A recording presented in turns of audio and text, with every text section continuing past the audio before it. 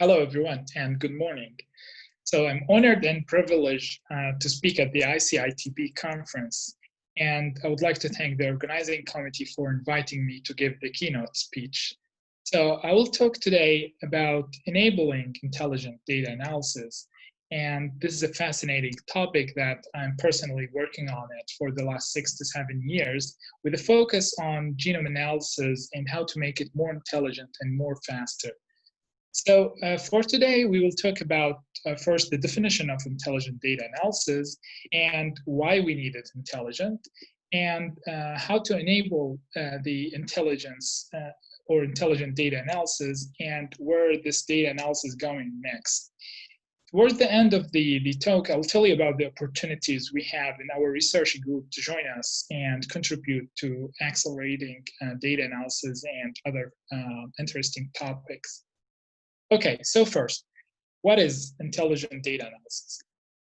So the purpose of computing or analyzing any data is basically to gain insights and more knowledge, not only raw numbers. And I like this definition by Richard Hamming, who's an American mathematician who introduced the concept of Hamming distance. And he has a lot of work on error detection, error correction. And this definition is in line with most of the definition you can find in textbooks. So most of books define it as science and art of revealing previously unknown, potentially valuable information or knowledge from data. And what I added to this definition is that we do all of this, but while meeting functional performance, energy consumption, cost, and other specific goals. So it's very important to do data analysis in a very fast way, an efficient way, saving energy, saving cost, and other very important aspects. So why we need actually data analysis to be intelligent? So there are a lot of applications, there are a lot of examples show the importance of intelligent data analysis. You can think about time-sensitive examples where you need to do it in a very fast way such that you can get insights or knowledge and then make a decision based on what you learn from this data. And over the past few decades, we have witnessed a lot of advances in the technology we have that affect even the way we communicate or the way we live. And these advances basically leads to generate a huge amount of data that we need to analyze to get more insights. One of these examples is population scale genomics, or what we call pan-genome studies. So imagine you would like to understand a disease within a certain population. So you went to a city and you collect genomes from those individuals, then you compare them to get more insights about the genetic variation between these individuals. So this study in Nature Communication that was published last year showed that characterizing genomic variation for 50,000 individuals will take about 4 million CPU hours on a single CPU, single core CPU, single thread as well. So you can think if you would like to do such study for a wider scale, for country, or for the entire world, as we need to understand a disease such as COVID-19, for example. Here's another example. For example, we'd like to understand how the first galaxy was formed. And we do this by simulation. And in this study published in Nature 2005, shows that doing such simulation would require about 350,000 CPU hours on 512 processor machine. So there are a lot of examples showing also the importance of why we need to do this in a very fast way. And here are another example showing you the big data we have from 4 major data generators, such as the astronomy, Twitter, YouTube, genomics, and there are many other examples such as Facebook, Wikipedia, where we generate big data every day. So How to enable intelligent data analysis. I hope by now we all agree that we really need intelligent data analysis. Now, how to enable it, how to get these insights in a very fast way. So basically, if you need to learn something or compute something, you always need a machine to do that because it's much faster than human being and can save time and cost. And this is the first general purpose digital computer. We have it in 1945. Called ENIAC. And to tell you about the advances we have it over the time. So we have this very little chip that is doing exactly what this room size computer is doing and can do this operation in a very efficient way. So with this, we see a lot of advances and a lot of improvement over time with this computing machine, such that nowadays we have very fast and very cheap devices in our pockets, which is the mobile phone, where we can do almost pretty much everything with a powerful GPU and powerful processor on it. Okay, so what is computing system? So we have this computing stack, which represents almost all traditional computing systems, where we have at the bottom layers, we have the electrons, devices, and on top of it, logic gates. And then we build the microarchitecture that use these logic gates, and then the instruction set architecture. Then we have at the top layer, we have the operating system, and the where we can solve some problems and build algorithms to solve these problems, and then we implement these algorithm in programming language, and then operating systems responsible on running the executable files generated from these algorithms into the hardware. And we have the data, of course, at the top. And here, if we look at the computing stack from the bottom to the top, researchers noticed that there's a huge room of improvement can be done at the bottom layer, where we can accelerate the thing and improve the computing system. So in this lecture given at Caltech, they said there's plenty of room at the bottom. How is that? Okay, so in 1965, Moore, who's one of the co-founder of Intel, expected that or forecast that the number of transistors on an integrated circuit is going to double almost every year. And he said this is true for the next decade. And then after 10 years, he said, so I think this is going to continue, but will double every 2 years. And this is actually true since that time until now. We still see this 2x of improvement every 2 years. And here you can see the growth of computer performance from 1980 all the way until now. So you can see that in the past, we have more than 2x within a certain time. And then this improvement starts to get reduced such that in these days, we got very little improvement over the time. And this is the roadmap of Intel. They predict or they suggest that in 2029, we will have a transistor of 1.4 nanometer size. This is about 7 silicon atoms wide. So you can think about how small this transistor will be.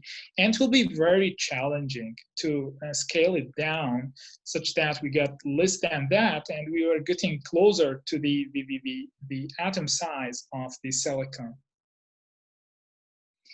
And by this, I think we are going at some point to the end of Moore's law, which predict that we are getting 2x performance improvement over the time, or over every 24 months. For that, researchers now recently start to think about a way of improving the computer system, and they predict that or they suggest that we could also look at the top of the computing stack. We could improve the things, and we could keep this pace of improving the things by 2x or more over the time.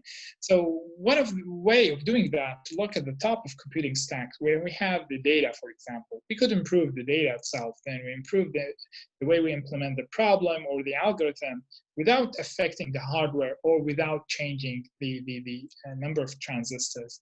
So here, for example, what we can do with the data can be compressed, right? And by compressing the data, we got benefits by reducing its size, and then we reduce the time needed to transfer this data from the place we generate the data from it and transfer it to the computing system, or from the storage unit all the way to the memory system, all the way to the compute unit. And also, we could reduce the time to process such data. How's that? By doing compression, and then we might not need decompression to process this data, and then we could process the reduced size of data, so it's less, and that will take less time, of course, to process this data. But of course, this is still open research question, and we have many of these. For example, how to achieve a high compression rate, and how to enable compression without affecting the information. For example, can we do lossless compression, or can we do even loosey compression, such that we might lose some data but won't affect the information or the insight that we gain or that we learn from data analysis. How to enable, for example, fast computation on compressed data without decompression. So if we compress the data and then we decompress it and then we process it, we might waste time, even if we reduce the size of the data. So there are some methods that we don't really need to decompress the data, and we still getting the same amount of information or insights. Also, how to update compressed data without decompression, for example. And so if you have old data that you already compressed it and we got new data, do we need to decompress the old data and then we add the new data, then we compress all of them together? Can we update the old data, which is compressed, without decompressing it? This is still a very active, hot topic on reducing the amount of data. Compression is one way to do that. There are other methods as well. Okay, so this is the next level, or where we go to the next layer of the computing stack from the top, where we could improve the things without changing the hardware, actually. And this is an example of a very interesting problem where you multiply two matrices. So normally we solve it using 3 nested for loop. And here's a cartoon example how we do that. So we take the first row from the first matrix and the first column from the second matrix. And then we do the dot product. And then we got the first element in the final matrix. So if we implement this in pure Python, there is no special instruction here, just normal implementation with 3 nested for loop as shown here, then we could get this job done in about 7 hours in a single core machine. However, if we implement it using C programming language, then we might get this on about 50x faster than what being executed as a result of Python. So we could use also some software optimization or some hardware-aware algorithm or implementation. So if we know that your machine supports SIMD cores or support SIMD instructions or AVX with a wider register size, then we could use these in our implementation.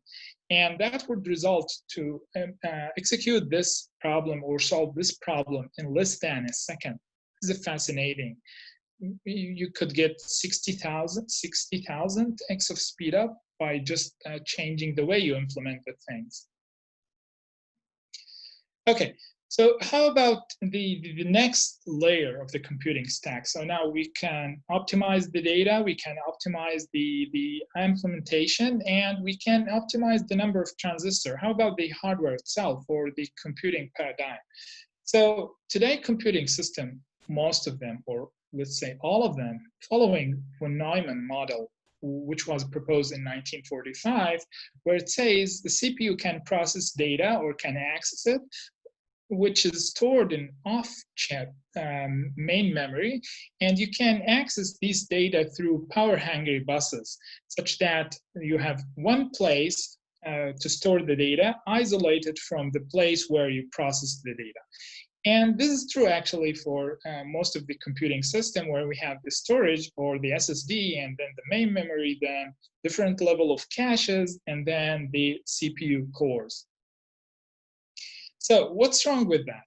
So we make two key observations here.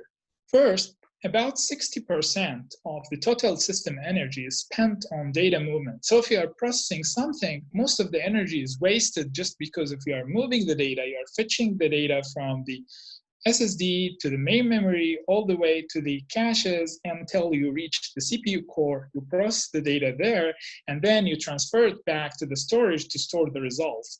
And that will waste a lot of energy unnecessarily. And the second observation is that when you do a single memory request, that will consume more than 160 to 800x more energy compared to performing complex add operation on the CPU.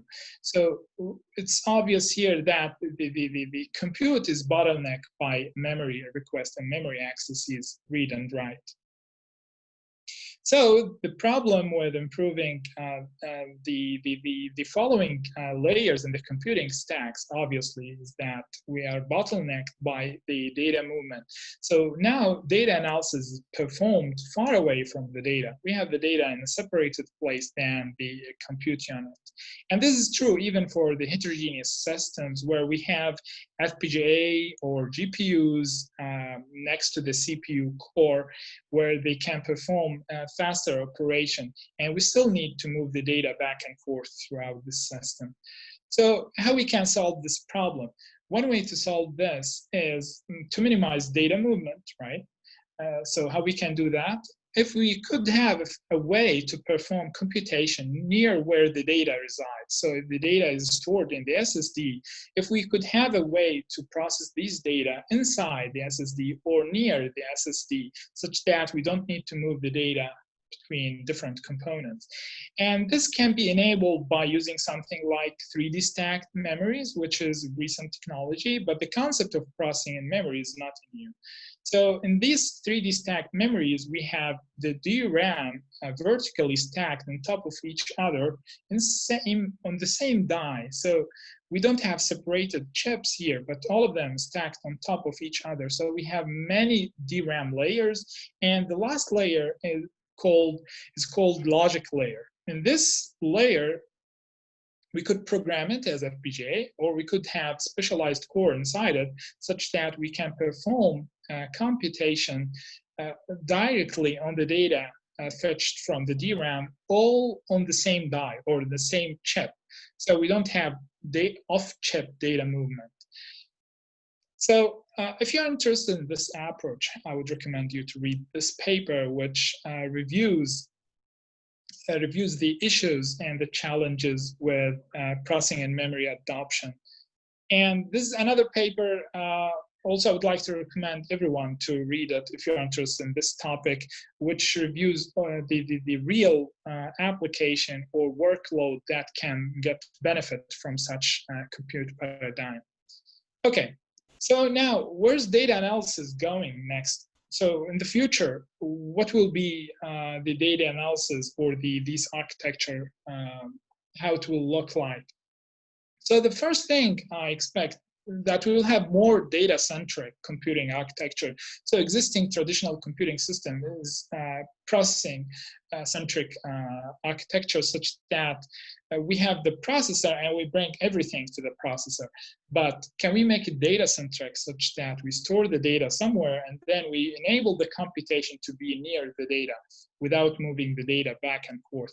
So how we can do that? Of course, we can have intelligent data generators such that we can process the data as we generate it. For example, if you want to read genome of individuals, took 2 days to generate this genome data.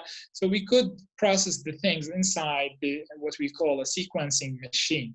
We could do the same thing intelligent processing in storage, on memory, on caches, or even if we don't want to change the hardware, we could have intelligent hardware optimization algorithms for different architectures.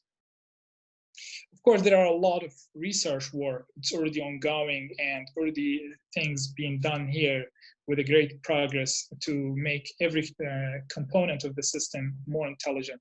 There are more examples here on fundamental new computing architecture or storage architecture such that we don't rely on the silicon transistor anymore. We could use totally different concepts such as relying on chemical reactions or more things. So for details, I would refer you to these two papers to get more insights. Here are examples about the things that have been done so far with this research topic, and you can use the link here at the end to get more details and check the papers that we have done in our research group. Okay, so is this everything that we can do just looking at the top of the computing stack and the bottom?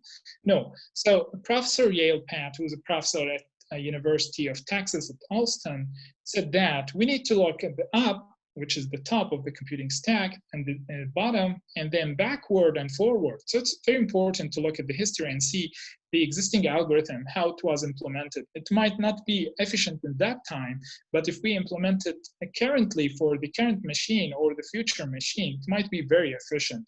So it's very important to understand the old algorithm and try to implement it and investigate the trade-off. Also, don't stick to single mindset.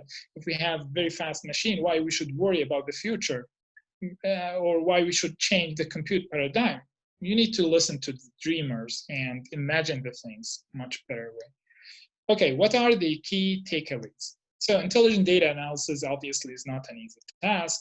You need to consider many things when you design efficient systems, and you need to have a good intuition and insights.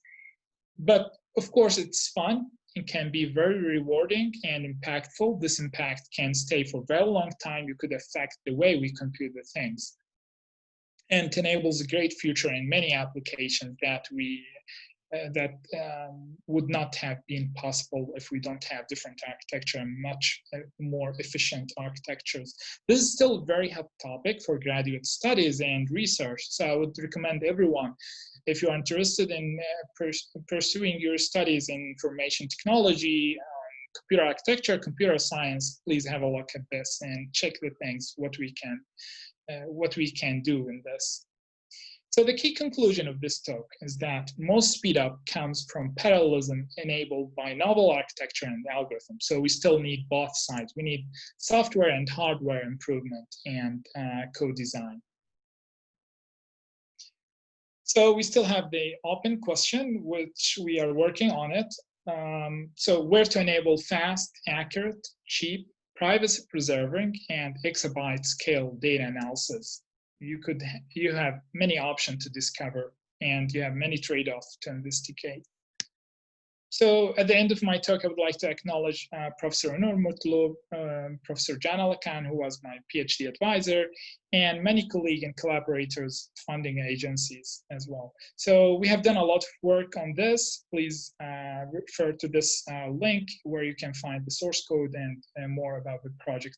So if you're interested in joining our research group, we have a lot of openings at all levels for masters, for PhD, postdoc, internship, or visiting professor. So please feel free to check what we are doing on our website and apply for these positions if you're interested.